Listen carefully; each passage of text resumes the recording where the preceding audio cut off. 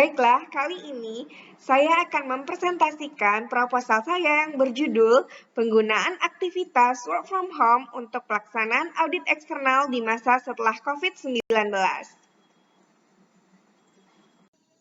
Baiklah, yang pertama kita masuk ke dalam bab 1 yaitu pendahuluan. Di dalam pendahuluan terdapat yang pertama latar belakang masalah, rumusan masalah, tujuan penelitian, dan juga manfaat penelitian. Kita masuk ke dalam latar belakang masalah. Kedatangan COVID-19 membawa banyak perubahan untuk dunia, tidak terkecuali kehidupan bisnis yang mau tidak mau ikut mengalami perubahan yang dramatis. Wabah COVID-19 ini menghadirkan krisis kesehatan yang memaksa perubahan cara beraktivitas yang harus menjaga jarak, mengurangi interaksi langsung, dan tetap diam di rumah jika tidak ada kepentingan yang mendesak untuk keluar dari rumah. Untuk tetap menjaga kesehatan lingkungan ini, maka muncullah fenomena baru yaitu work from home. Nah, work from home merupakan tantangan yang cukup besar untuk pekerja yang sebelumnya memberikan layanan secara langsung dengan tatap muka. Nah, ditemukan bahwa nilai positif dari work from home adalah meningkatkan efisiensi waktu. Namun, di sisi lain, terdapat kendala-kendala yang harus diatasi seperti sulitnya mengatur kehidupan pekerjaan dan juga interaksi kehidupan pribadi. Salah satu layanan yang harus menerapkan work from home selama pandemi adalah auditor eksternal. Dalam proses mengevaluasi bukti audit, tentu auditor eksternal biasanya mengumpulkan data-data dan juga bukti-bukti yang dibutuhkan dengan cara langsung mendatangi perusahaan yang diauditnya. Namun, dikarenakan adanya pandemi COVID-19 yang membatasi auditor untuk berinteraksi secara langsung dengan perusahaan yang diauditnya, maka diperlukan pengumpulan bukti audit dan melaksanakan prosedur audit lainnya harus dilakukan dengan jarak jauh. Dalam kondisi WFH, disinyalir itu terdapat suatu kebiasaan antara waktu yang seharusnya digunakan untuk bekerja dengan kemudian diluangkan untuk keluarga. Hal ini memungkinkan atau berdampak kepada kinerja seorang auditor untuk menyeimbangkan kehidupan pribadinya dengan tanggung jawabnya sebagai seorang auditor. Audit eksternal dengan cara work from home dapat mempengaruhi kecukupan dan juga keandalan bukti audit yang diperoleh, sehingga mempengaruhi kualitas audit.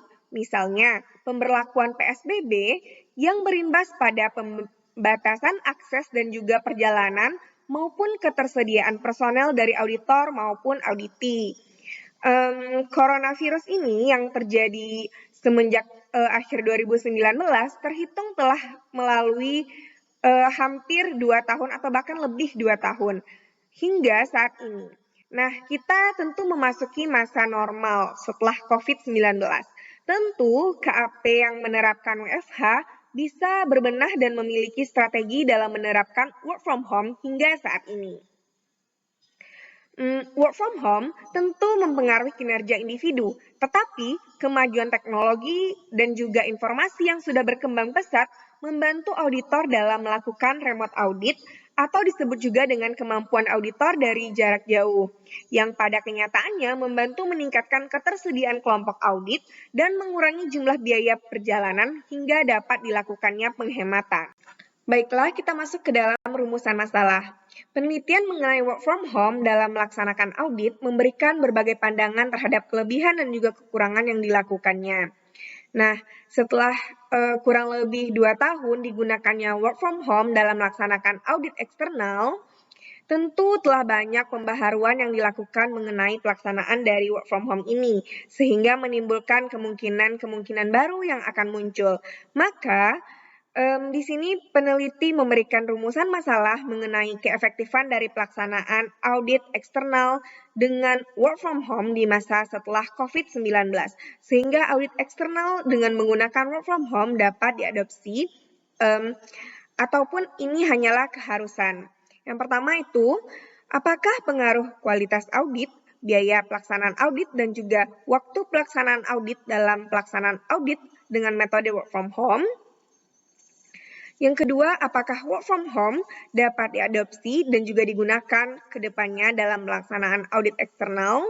Yang ketiga, apakah efektif untuk melaksanakan work from home walaupun keadaan pandemik sudah membaik dan juga tidak diwajibkannya untuk melaksanakan work from home. Kemudian tujuan penelitian. Yang pertama, untuk mengetahui pengaruh dari kualitas audit, biaya pelaksanaan audit, dan juga waktu pelaksanaan audit dalam melaksanakan audit dengan metode work from home. Yang kedua, untuk mengetahui apakah metode work from home dapat diadopsi dan digunakan pada kedepannya dalam pelaksanaan audit eksternal. Dan yang ketiga, untuk mengetahui keefektifan jika dilakukannya pelaksanaan audit eksternal dengan metode work from home di masa work from home ini tidak diwajibkan lagi. Kita lanjut ke dalam manfaat penelitian. Manfaat penelitiannya yang pertama, memberikan fakta empiris tentang pengaruh yang diberikan oleh work from home terhadap pelaksanaan audit eksternal. Yang kedua, memberikan fakta empiris tentang pelaksanaan audit eksternal dengan metode work from home di era new normal sekarang. Dan yang ketiga, memberikan fakta empiris tentang pelaksanaan audit eksternal dengan metode work from home di masa normal tanpa ada arahan dari regulator untuk dilakukannya work from home ini. Kita masuk ke dalam bab 2 yaitu landasan teori. Yang pertama ada teori peran, kemudian locus of control, work from home, waktu pelaksanaan audit, kinerja auditor, penelitian terdahulu, dan kerangka pemikiran. Oke, pada landasan teori itu terdapat yang pertama itu teori peran. Nah, teori peran ini menerangkan jika tingkatan peran dipengaruhi oleh seberapa jauh para profesional mempertahankan perilaku keprofesionalan mereka dalam perusahaan, serta seberapa jauh area pengendalian yang berlaku di perusahaan itu mempengaruhi para profesional tersebut. Nah, yang kedua ada locus of control. Locus of control adalah cara pandang seseorang terhadap suatu peristiwa, apakah dia dapat atau tidak dapat mengendalikan peristiwa yang terjadi pada mereka. Nah, orang yang memiliki kepercayaan bahwa dia mempunyai pengendalian atas dirinya sendiri itu disebut dengan locus of control internal. Sedangkan di sisi lain, locus of control eksternal percaya bahwa pengendalian atau hasil yang mereka lakukan itu berasal dari agen ataupun faktor intrinsik di luar diri mereka. Baiklah, kita masuk ke dalam work from home. Nah, yang pertama itu pengertian dari work from home. Nah, secara definisi, work from home bisa diartikan sebagai bekerja dari rumah. Dan jika didefinisikan, hal ini berarti karyawan memiliki tempat yang fleksibel dengan pilihan di mana akan melakukan dan menyelesaikan pekerjaannya. Nah, selanjutnya itu ada perkembangan dari work from home. Nah, istilah ini pertama kali tenar ketika salah satu dari fisikawan dari University of Southern California itu mengenalkan kepada dunia. Nah, selanjutnya itu ada dimensi dari work from home. Ada 3 dimensi penerapan atau terwujudnya work from home yang dikemukakan oleh Gedeki. Yang pertama itu ada ruang, yang kedua waktu, dan peran sosial. Selanjutnya itu ada work-life balance. Nah, work-life balance adalah suatu konsep teori di mana menerangkan bagaimana orang mengendalikan area pekerjaan serta keluarga serta batasan di antara keduanya untuk meraih keseimbangan. Baiklah, kita masuk ke dalam kualitas audit. Nah, menurut Angelo, kualitas audit adalah kemungkinan di mana seorang auditor akan menemukan dan melaporkan pelanggaran yang ada di dalam sistem akuntansi dari kliennya. Menurut Ivandi, bahwa kualitas audit itu adalah hasil audit sangat ditentukan dari kualitas prosedurnya. Auditor yang berkompeten akan memiliki pengetahuan dan keterampilan dari prosedural yang luas saat mengaudit.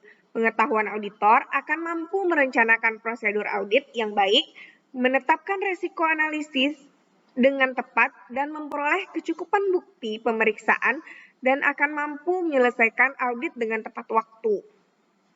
Kualitas audit sangat penting untuk efisien dalam pasar modal yang berfungsi baik dan kepercayaan masyarakat terhadap laporan keuangan. Kualitas audit yang baik identik dengan audit yang dapat memberikan assurance yang lebih besar. Masuk ke dalam waktu pelaksanaan audit. Nah, banyak hal dari aspek audit yang dipengaruhi oleh COVID-19, diantaranya kecukupan dan keandalan bukti, prosedur audit, sumber daya manusia, maupun waktu dari pelaksanaan audit.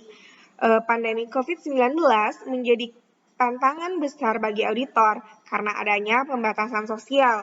Mereka bekerja dari rumah menjadi memungkinkannya lebih fleksibel untuk komunikasi antara auditor dan juga klien itu akan berkurang.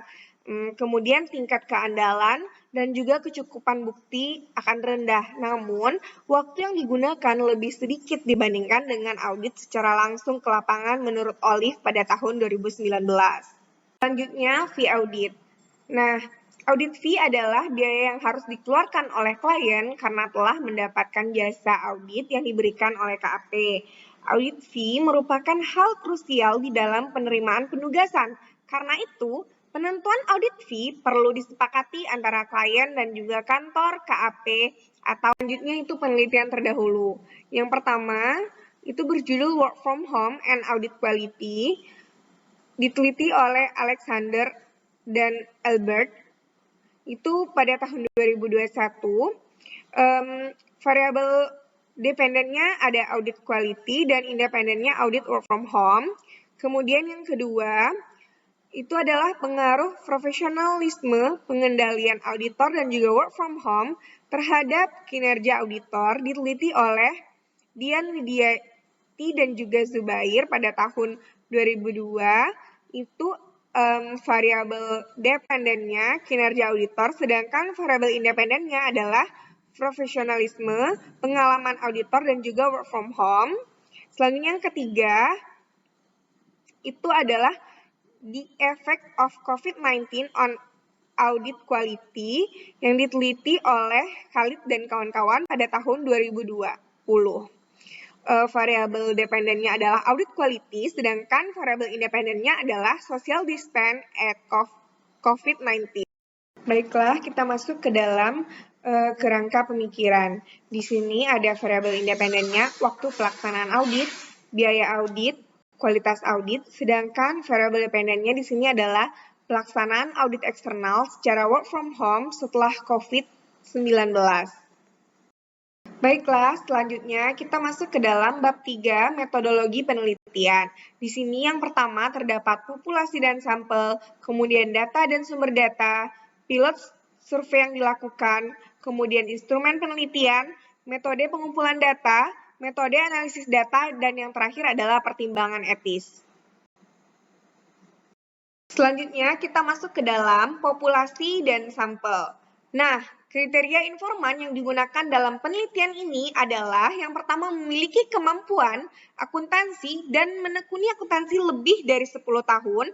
Yang kedua, memiliki pengalaman sebagai akuntan eksternal lebih dari 5 tahun. Dan yang terakhir, memiliki sertifikat sebagai CA.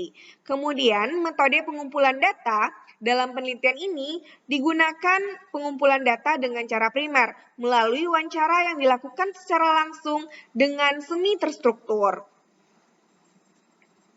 Selanjutnya, kita masuk ke dalam data dan juga sumber data.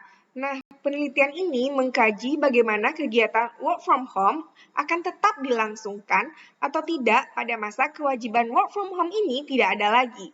Oleh karena itu, dilakukan penelitian kualitatif yang bersifat eksploratif yang menurut Gray bertujuan untuk memahami fenomena tertentu. Jenis penelitian ini juga adalah penelitian deskriptif. Penelitian deskriptif dilakukan untuk mengetahui dan juga menjelaskan karakteristik yang diteliti di dalam suatu situasi. Nah, pada penelitian ini dilakukan pilot survey. Pilot survey ini adalah panduan wawancara yang diujikan dengan melakukan survei percobaan kepada 3 mahasiswa akuntansi di Universitas Andalas. Selanjutnya, kita masuk ke dalam metode analisis data. Nah, teknik pengumpulan data menggunakan pendekatan fenomenologis. Teknik analisis ini dikembangkan oleh Sander. Ada 4 tahap. Yang pertama itu deskripsi fenomena, yang kedua identifikasi tema, yang ketiga menghubungkan korelasi neoma dan neotik, dan yang terakhir esensi dari korelasi neoma dan neotik.